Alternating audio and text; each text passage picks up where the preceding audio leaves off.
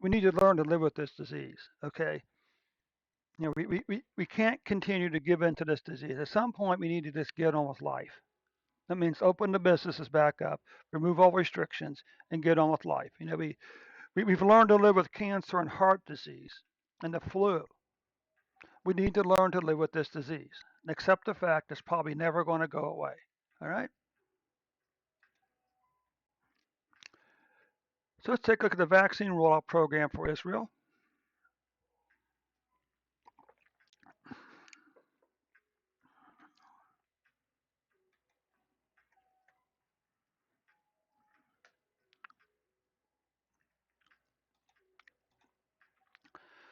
So the vaccine program here for Israel has so they've administered 16.3 million doses. And of those doses, 6.4 million have received the first shot, and 5.8 million have been fully vaccinated. So Israel has 68.9% of the population of Israel has received the first shot, and 62.3 have been fully vaccinated. Okay, just take a look at their other report, on the main report for today for Israel.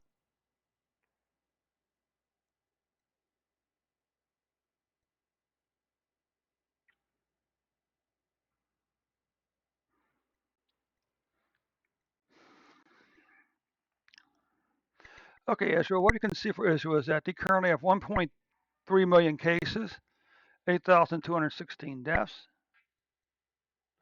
We can see that Israel's cases for 2020 have passed 2020 cases, maybe even doubled them. And for 2020, the 2021 COVID-19 deaths for Israel passed the 2020 numbers. If we take a look here, what you can see is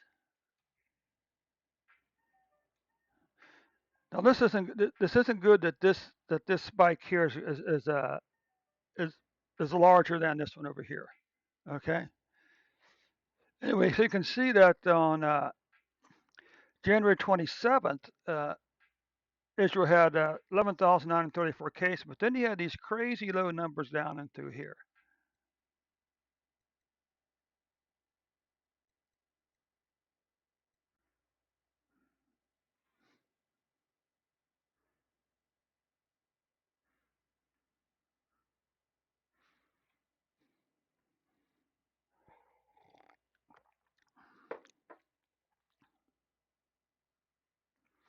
So what you can see on January 27th, Israel had 11,934 cases, but you can see over here, all of a sudden down and through here, there for most of spring and summer, their cases went below 500 per day. Okay,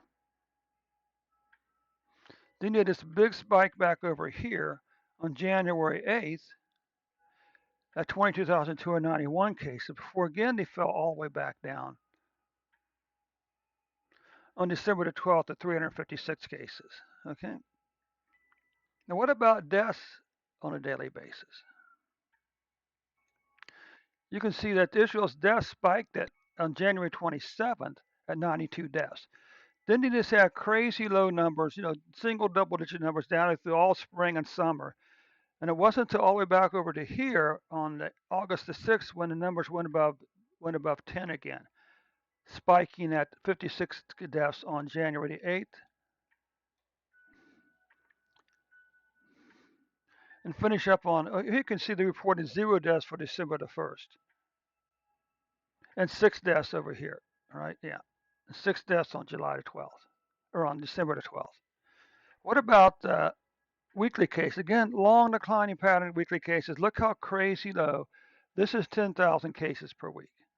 Look at all the weeks over here when they were under 10,000 deaths cases per week in Israel before the big July spike. But now we saw things beginning to fall back down again. Again, the numbers are below 10,000 here again. Okay, for cases. What about deaths? Well, look at this nice long declining pattern in deaths, spring, summer, all the way over to July. We had the speed bump here in July, Now the deaths, as you can see, are resuming a downward trend. Okay,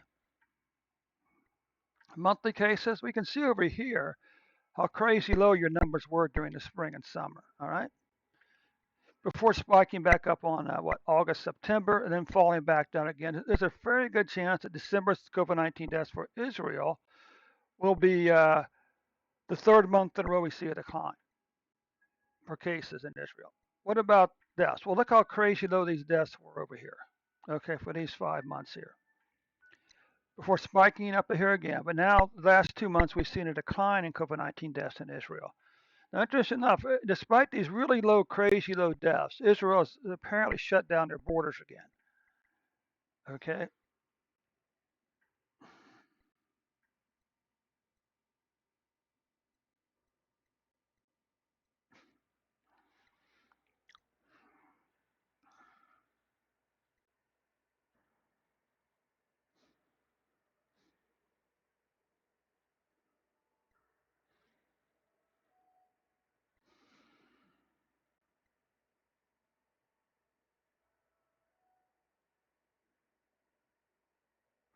Okay. So what you can see here for Israel in terms of deaths, there's a good chance that they're going to finish up the year with a 3 month in a row decline in COVID-19 deaths in Israel. And like I say, supposedly they locked they're doing a lockdown again. It's like, why are you in a lockdown again? Okay, your numbers are so crazy though. Your vaccination rate is high. Why are you in a